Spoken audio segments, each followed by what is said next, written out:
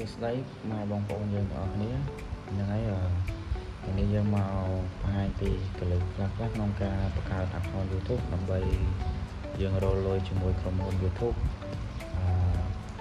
តើយើងត្រូវធ្វើបែបណាហើយក្រុមហ៊ុន YouTube ត្រូវការគោលការណ៍អ្វីខ្លះដើម្បីអាចឲ្យយើងរកលុយបានហ្នឹងហើយជាដំបូងខ្ញុំសូមពឹងបងប្អូនទាំងអស់គ្នាយើងជួយចុច Subscribe Channel ខ្ញុំមួយទៅដើម្បីទទួលបានវីដេអូថ្មីៗនិងជាកម្លាំងចិត្តក្នុងការធ្វើវីដេអូបន្តទៀតហ្នឹងហើយសម្រាប់ថ្ងៃនេះយើងមាន2វគ្គទី1យើងបង្ហាញអំពីការបង្កើត account Gmail និងវគ្គទី2គឺការ sign in Gmail ចូលទៅក្នុង YouTube account ដើម្បីរកលុយជាមួយ YouTube អូខេរងចាំតាមដានទស្សនានៅការបង្រៀនរបស់ខ្ញុំបងប្អូនហ្នឹងហើយជាដំបូងយើងដើម្បីយើងបង្កើត account YouTube បានអ្នកទាំងអស់គ្នាត្រូវតែមាន account Gmail ផ្ទាល់ខ្លួនមួយដើម្បីយើង sign in ចូលទៅក្នុង YouTube account ហ្នឹងហើយជាដំបូងអ្នកទាំងអស់គ្នាចុចលេខមកមើលទូរស័ព្ទយើងរកពាក្យថា app Gmail បើអ្នកទាំងអស់គ្នាមិនទាន់មានទេអ្នកទាំងអស់គ្នាអាចចូលទៅ download នៅក្នុងApp Store ឬក៏ Play Store របស់អ្នកនរគ្នាបាទអូខេដោយសារតែនេះខ្ញុំមាន account Gmail ស្រាប់អញ្ចឹងខ្ញុំបង្ហាញអំពី Gmail ដែលមិនទាន់មានអញ្ចឹងអ្នកនរគ្នាចុច add account កន្លែង add another account នោះយើងចុចពីលើនោះមកអូខេបន្ទាប់មកអ្នកនរគ្នាឃើញពីលើបែបនេះអ្នកនរគ្នាជ្រើសរើសយកឲ្យ Google ខាងលើនេះយើងចុចពាក្យថា continue បន្ទាប់មកយើងចាំវាបន្តិចមកដល់កន្លែង sign in នេះអ្នកទាំងអស់គ្នាមិនបាច់ខ្វល់ពីកន្លែង email ឬក៏ phone នឹងទេយើងមិនបាច់ខ្វល់ពីកន្លែងនេះទេអូខេអ្នកទាំងអស់គ្នាកលេចមកមើលកន្លែង create account ខាងក្រោមនេះយើងចុចខាងក្រោមនេះហើយយើងចុច for my personal use យើងចុចខាងលើនេះមកអូខេតមកយើងមកដល់កន្លែង create a Google account ជាដំបូងគេឲ្យយើងដាក់ឈ្មោះរបស់យើងអញ្ចឹងGmail របស់អ្នកទាំងអស់គ្នាដាក់ឈ្មោះអីគឺក៏បានដែរសម្រាប់ទាំងអ្នកនរគ្នាទេខ្ញុំដាក់ឈ្មោះខ្ញុំអញ្ចឹងទៅខ្ញុំឧទាហរណ៍នេះគ្រាន់តែខ្ញុំឧទាហរណ៍ទេដោយសារខ្ញុំមាន account រួចហើយអញ្ចឹងបើពេលយើងបំពេញឈ្មោះហើយយើងចុច next មកអូខេហើយមកដល់កន្លែងនេះគេឲ្យយើងដាក់ថ្ងៃខែឆ្នាំកំណើតអ្នកនរគ្នាចេះតែដាក់ទៅឬក៏យើងដាក់ធ្វើម៉េចឲ្យលើសអាយុ18ឆ្នាំយើងចុចកន្លែងជ្រើសរើសភេទនេះយើងដាក់ mail មកបើយើងជាប្រុសហើយយើងស្រីយើងដាក់ mail ខាងលើនេះមកអូខេហើយយើងចុច next ទៀតហើយមកដល់កន្លែងនេះកន្លែង create an email address នេះបានន័យថាក្រុមហ៊ុន Google គេឲ្យយើងជ្រើសរើសគេមានពីរជម្រើសយើងជ្រើសរើសយើងយកអានេះក៏បានយើងយកអានេះក៏បានឬក៏យើងចង់បង្កើត address Gmail ខ្លួនឯងក៏បានអូខេអញ្ចឹងខ្ញុំយកអានេះមកដោយសារខ្ញុំលើកឧទាហរណ៍ទេអញ្ចឹងយើងចុច next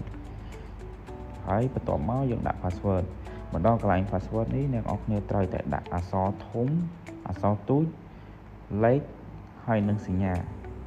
បានវាឲ្យ strong សម្រាប់ឲ្យ Google account អញ្ចឹងខ្ញុំកន្លែងនេះខ្ញុំឧទាហរណ៍អញ្ចឹងខ្ញុំដាក់កន្លែងនេះខ្ញុំសុំបិទណាខ្ញុំដាក់អញ្ចឹងមក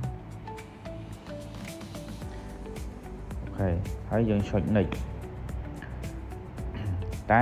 កន្លែង password មិញអ្នកនរគ្នាត្រូវតែចាំពេលសិនជាយើងមិនចាំទេពេលដែលយើង sign in ចូល account YouTube ទៅគេនឹងទាមទារអូខេ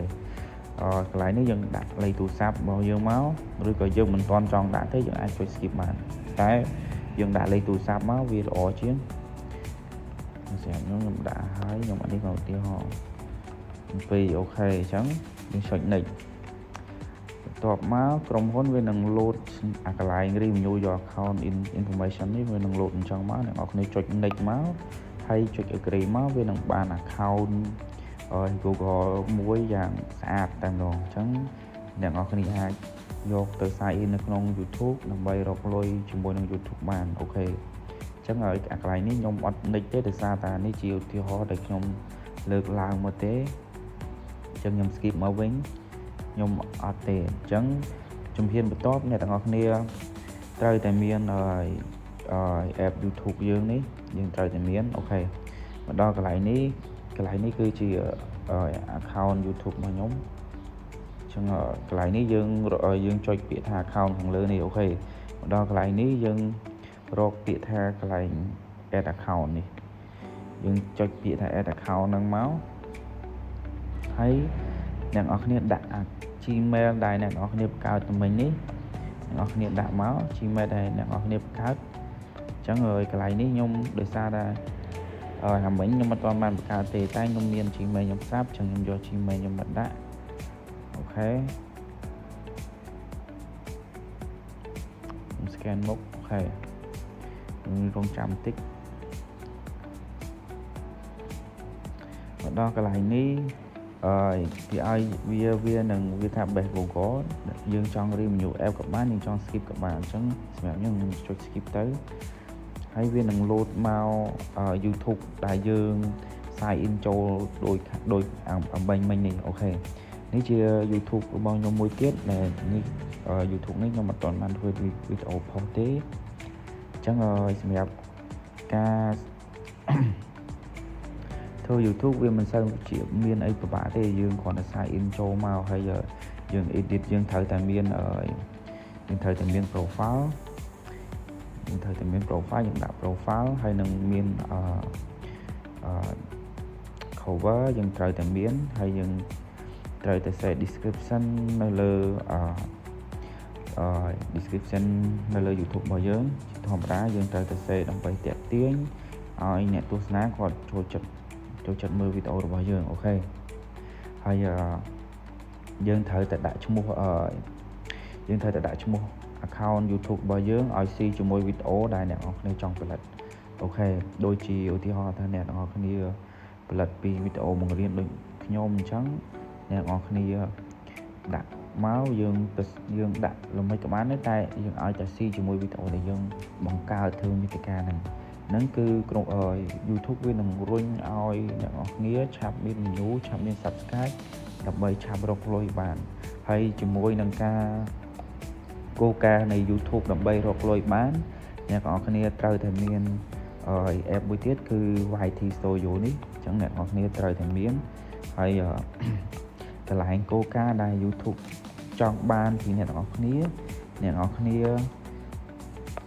ត្រូវតែមាន1000 subscriber ហើយនឹងមាន 4000 ម៉ោងអញ្ចឹងសម្រាប់ខ្ញុំអត់ទាន់បានគ្រប់ទេអញ្ចឹងអ្នកនរគ្នាសូមជួយចុច subscribe channel ខ្ញុំមួយទៅដើម្បីទទួលបានវីដេអូថ្មីនិងជាកម្លាំងចិត្តមួយអូខេកន្លែងនេះអ្នកនរគ្នាត្រូវតែមាន1000 subscriber ចំនួន 4000 ម៉ោងបើអ្នកនរគ្នាផុស long តែបើអ្នកនរគ្នាផុស short អ្នកនរគ្នាត្រូវតែមាន10M មួយញូអញ្ចឹងនេះជាគោលការណ៍របស់ YouTube ដើម្បីស្នើសុំជាមួយ YouTube ដើម្បីរកលុយបានបន្ទាប់ពីអ្នកនរគ្នា complete ជាមួយនឹង information ដែល YouTube ត្រូវការនេះហើយអ្នកនរគ្នានៅមានមួយ step ទៀតគឺយើងត្រូវដាក់ភ្ជាប់កងធនាគារចូលជាមួយនឹង account Gmail របស់យើងហ្នឹងហើយតែយើងធ្វើយ៉ាងម៉េចដើម្បីឲ្យ YouTube approve វីដេអូជាមួយនឹង channel យើងសិនអញ្ចឹងសម្រាប់ការបង្រៀនរបស់ខ្ញុំគឺអត់គ្មានអីច្រើនទេគឺមានតែប៉ុណ្្នឹងទេអញ្ចឹងអ្នកនរគ្នាអាចបើអ្នកនរគ្នាមិនតន់ទេអ្នកនរគ្នាអាច skip ហើយសារវីដេអូមើលម្ដងទៀតបានហ្នឹងហើយអរគុណជម្រាបលាបងប្អូនអ្នកគ្នាសម្រាប់ការទស្សនាវីដេអូនេះរហូតដល់ចប់